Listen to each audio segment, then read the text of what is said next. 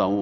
ఇక్కడ ప్రపంచానికే ఇది అద్భుతమైనటువంటి సినిమా హబ్గా హైదరాబాద్ని చేయటంలో మేమందరం ముందుంటాము.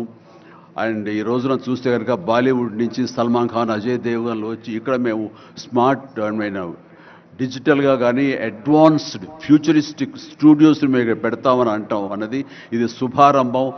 ఇదే ఇన్స్పిరేషన్గా నేను కానీ, నాగార్జున కానీ, వెంకటేష్ కానీ, ఇతర హీరోలు కానీ, ఇతర ప్రొడ్యూసర్స్, నిర్మాతలు ఎంతోమంది ఈరోజు ఇక్కడ ఉన్నారు ఈ సభ్యుకుల్లో. వాళ్ళందరూ కూడా ముందుకొచ్చి చేయాలన్న ఒక కుతూహలం కానివ్వండి, అది పూర్తిగా ఛార్జ్ అయి ఉన్నారంటే ఎలాంటి అతిశయోక్తి లేదు. అండ్ ఈ రోజున ప్రపంచపరంగా చూస్తే సినిమా ప్రభావం ఎంత ఉంటుంది, ఈ సాఫ్ట్ పవర్ ఎంత ఉంటుందన్నది నేషనల్ వైడ్గా కూడా కేంద్ర ప్రభుత్వం కూడా వేవ్స్ అనేది ఒకటి ప్రారంభించి అందులో మమ్మల్ని అందరూ కూడా పార్ట్ చేశారు.